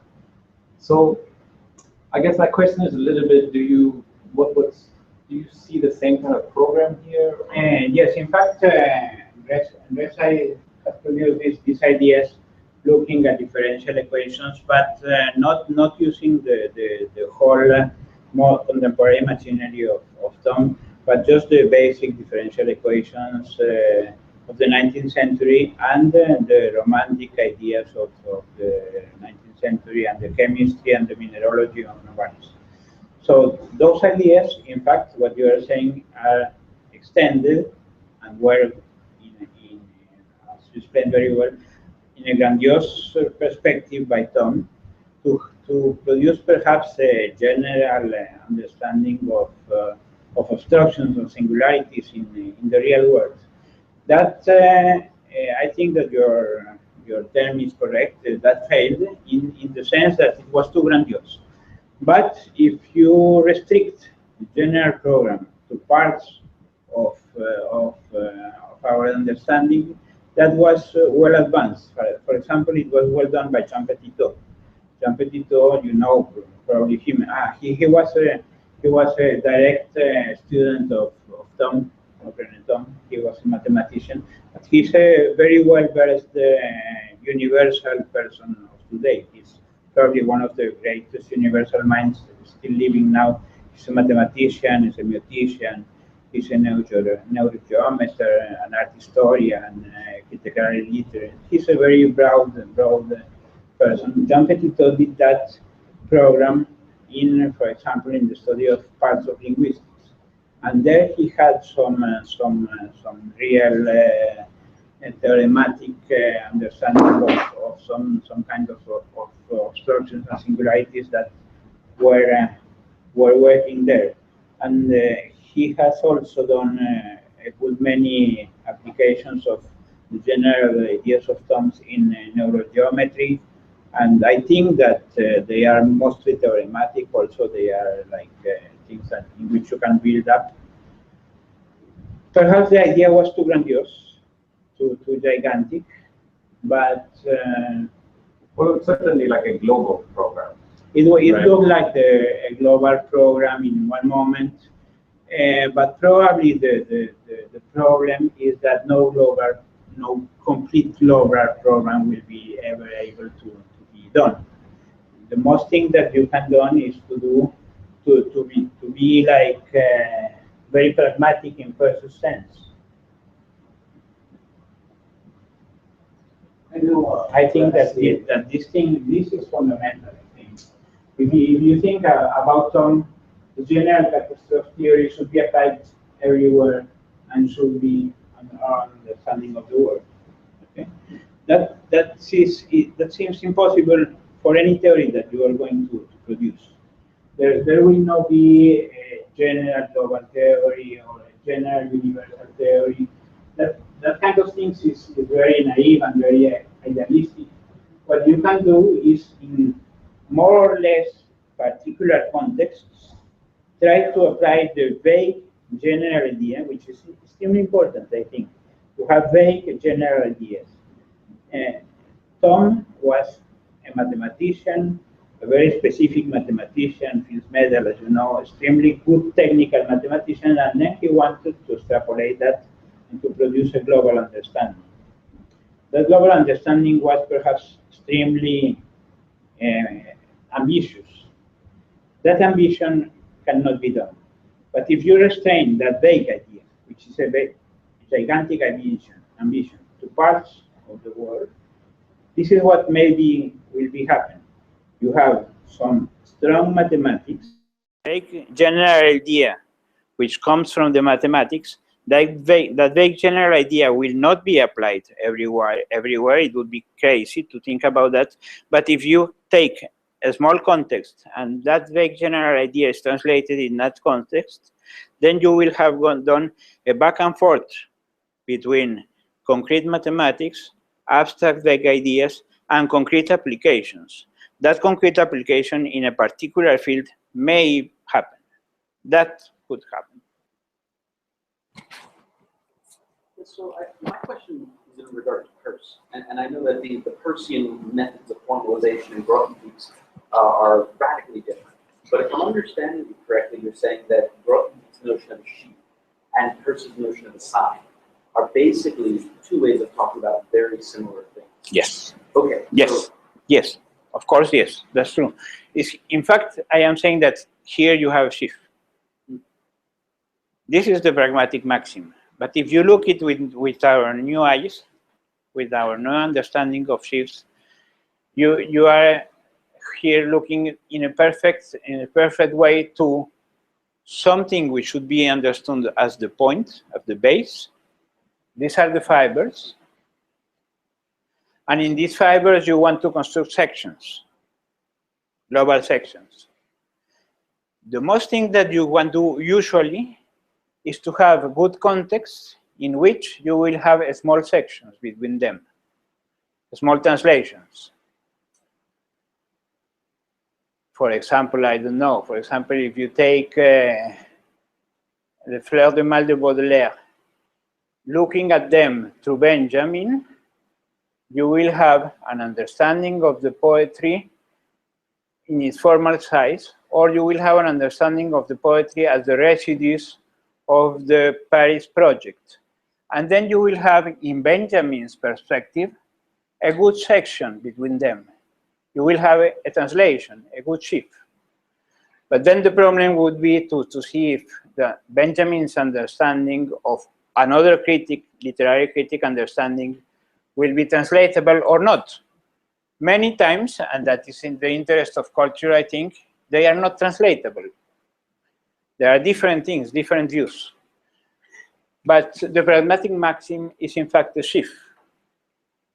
The base topology, this is the great topology behind it, which is projected on the sign back. And you are looking at the back and forth between them. Yes. So there's no fundamental difference then between what Peirce is arguing and what you're saying in regard to Grothendieck? No, I think that the bottom is the same. The technical things are very different. The technical constructions are very different. But I think that there is a common heart. Because the Peircean notion of a sign is notoriously slippery. It is slippery, but thanks to that, it is so wide, so applicable. Because it is slippery, it's false also. I mean, that's what you're saying about Genet's lemma before, right? The fact that a category would then be the type within an archetype is precisely the sort of Peircean notion, right? That a sign then is only ultimately interpreted right? It only achieved its meaning through the process of interpretation. Completely true. And here is a good way. I will come to you, Professor. This would be the sign. The representable functor is the whole information of the sign related to all the objects of the category. So this kind of objects, the representable functors, in some sense, are incorporating already the pragmatic maximum.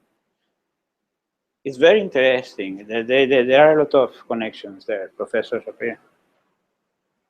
The great leap forward that Peirce made was a little bit obscured when you answered a question about everything being a sign, because Peirce, although he himself lapsed sometimes, distinguished between ultimate and final interpreters. So the theory of interpretation, based on this idea of interpreting, which is the word that he invented, needs to be buttressed by our understanding that ultimate and final are different. Ultimate pertains to meaning and final pertains to truth. So those are not the same things. And this brings up the whole question, because I was doing a phenomenological analysis of what you were saying, and I came down to the absence of certain words. Despite this grotesque, almost terminological universe that we have, the word act, choice, and fact, those three words are not appear. And the reason I mention this is that my entire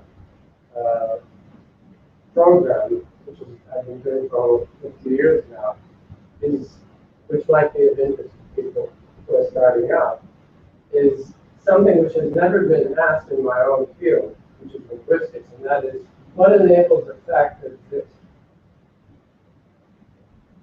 Why can a fact exist as such? You almost feel like saying it in German, als solche, because only Germans say things like that.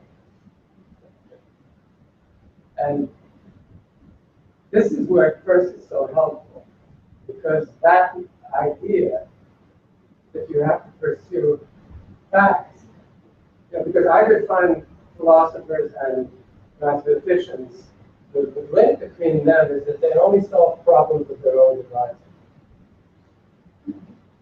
Whereas linguists, if they're being true to the discipline, are presented with facts which they have to explain.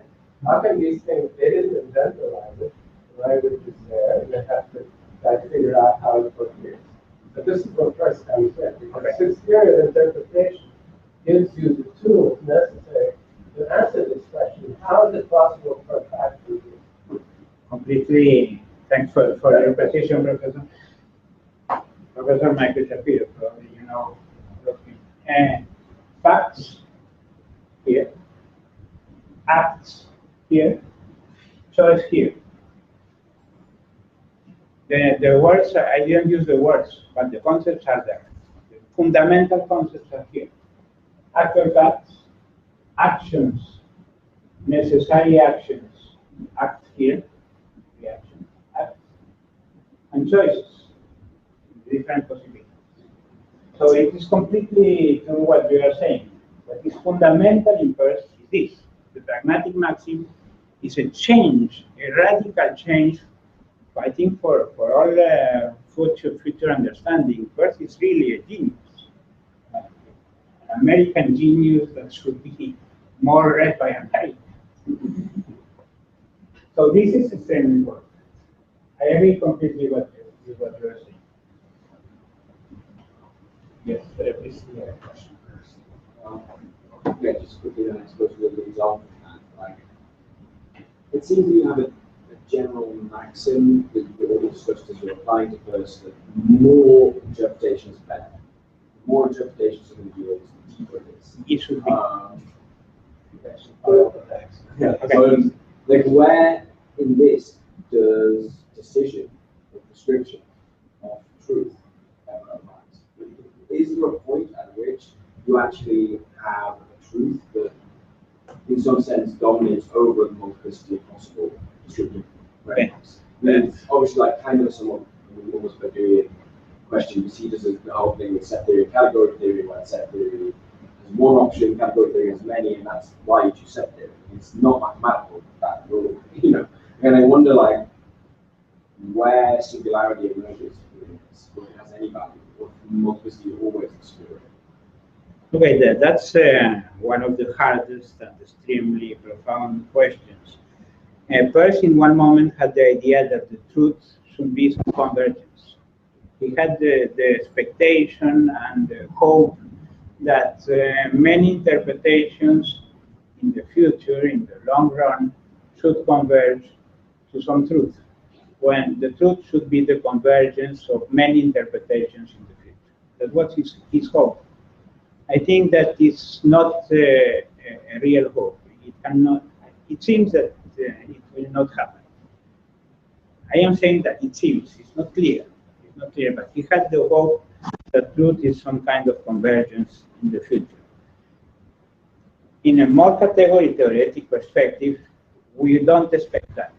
We are more, I don't know, more real, perhaps less ideal, I don't know.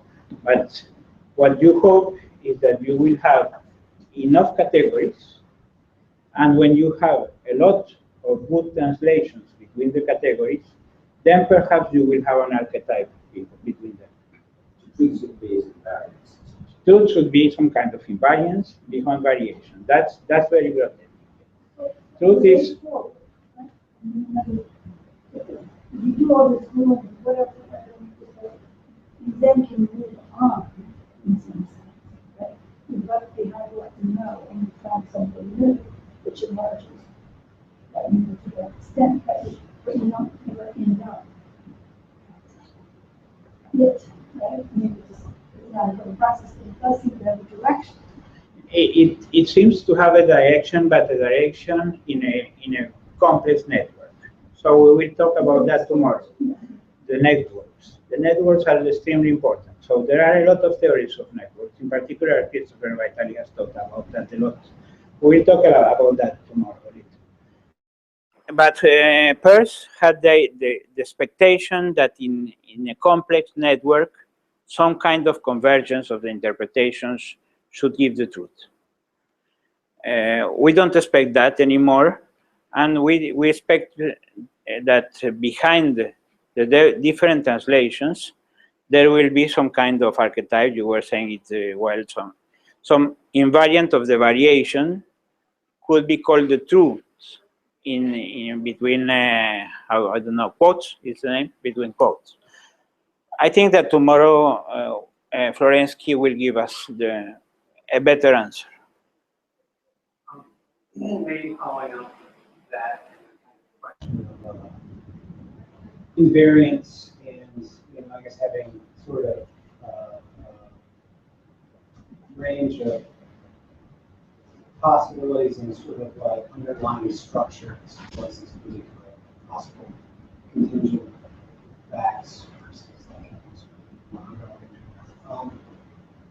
I guess we're going to end related, I guess, earlier to the question of the multiplicity of interpretations. That we have to set up more interpretations something have, and the more interesting it was. I guess I was thinking about that in relation to something like Shannon entropy. Like? In relation to Shannon entropy, which is used to measure the amount of information in a particular message, the more random information, the more random messages, the more information is possible. Okay. So I guess I'm wondering if there's maybe a difference between structures that are actually interesting in the sense that they're more complex, perhaps, and structures that maybe have sort of invariance between organized and disorganized, and then structures that just have a lot of information. Yes, I would think so, and probably it is related to what I was calling in the first talk Gromov's cloud. If you remember Gromov's cloud, in Gromov's cloud you don't have the Hilbert tree where the nodes have ramifications and the different ramifications are not extremely complex. But in the cloud you have dense dense neighborhoods of extreme complexity. Those are more interesting than things where you don't have that density. So if you come back to the idea of topology again, I think that everything here goes with topology. If you have a space, a topological space, where the interpretations are discrete and few, it is less interesting than the topological space where you have dense interpretations and something which comes near the continuum. So in a mathematical sense, it is more or less clear that the continuum is a more interesting concept than the discrete one. That is happening also here, I think. A sign, I think it's clear with, for example, with what is happening now at MoMA with the Picasso sculptures.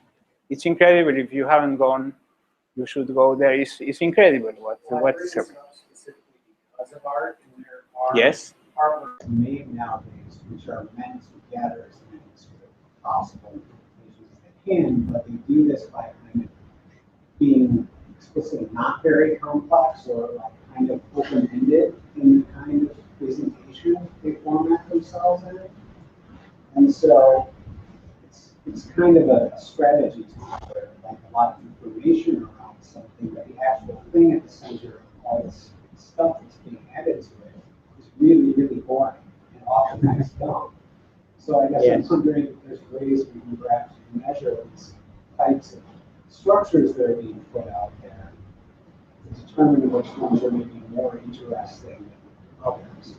Yes, I have always dreamed about that. I have always. I come from an art critic, which was my mother was a very important Latin American art critic, and I always dreamed to produce, using all these mathematical things and concepts, to produce like a good hierarchy of artistic complexity. True, more or less true in the sense that it's not contingent. In that sense.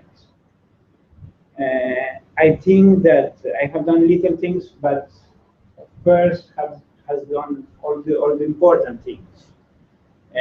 If you remember summum bonum, the definition of Peirce summum bonum, the highest point in aesthetics, he defines it as the summum bonum is the continuous growth of potentiality.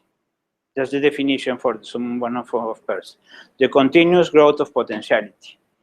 It is clear that if I do something very stupid here, this will not have a continuous growth of potentiality.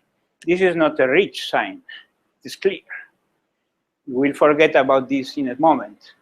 It is clear that if we go and see the Picasso sculptures, it's incredible, the potentiality that they have. They have a continuous growing of potentiality, which enhances our world and which gives an artistic power which is fantastic. So it should be possible to be done. It should be possible to be done. I think it should be extremely important for our theory to have some kind of hierarchization, which is natural, which is not contingent. Is it possible or not? We don't know, and it goes against all what is being said now. Okay, well, I was thinking this is probably sort of related to what I was talking about. And it's that within your philosophy, you have a robust philosophy of contemporary mathematics. We already have a thing called contemporary art, but it's sort of like, it doesn't have any sort of constraints around how it's thought about. So it dissolves in a global vacuum to borrow from your phrases. And I think what's actually missing is some sort of ability to provide a sheetification for how we understand what's being produced creatively, and it has to do with our lack of actually a rational understanding of creativity. So this is one of the things that I'm trying to sort of extract from your work. Yes, that would be great.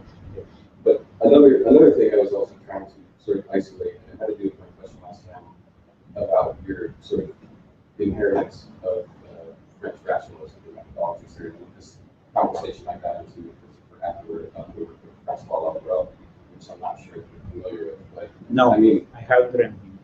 I basically see this as an example of the usefulness of double negation, but also the extreme limitation of this idea of a non-philosophy, which is basically it's not a you would think that it's a tactical negation of philosophy, but in fact it's a negation of the negation of philosophy in order to sort of try to affirm the means of philosophy itself.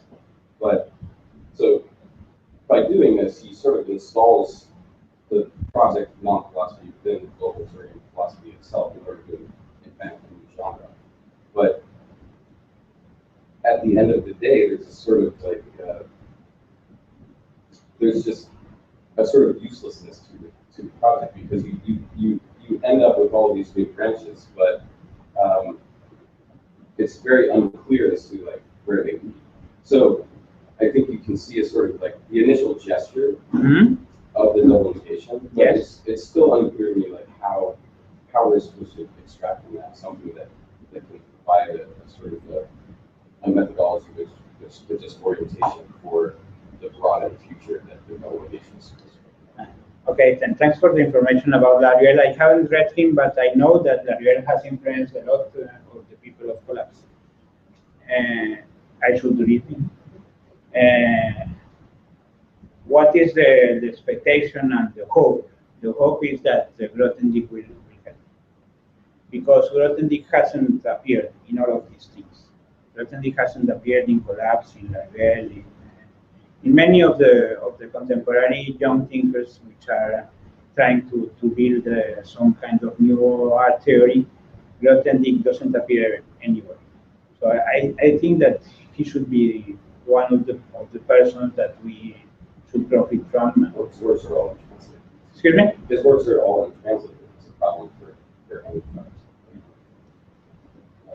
We have to translate. We have to translate a lot. These are things which are beginning to happen. Let's say no one has tried to do Grothendieck beyond mathematics. I'm beginning to do a little thing, but this will take time. For example, I am in the middle of a long seminar, which is an 8-year seminar that I am having in Colombia. I am in the 4th year, in which I am trying to do like a conceptual history of modern mathematics from Galois until Gromov. And I'm just in Grothendieck. I am having a 2 years seminar on Grothendieck. On that, I hope to write a book on Grothendieck in 2 or 3 years. That should be like one small point to begin to bring Grothendieck beyond. That hasn't been done. Michael, you had something to say? No? Okay, so let's just stop here. Thanks.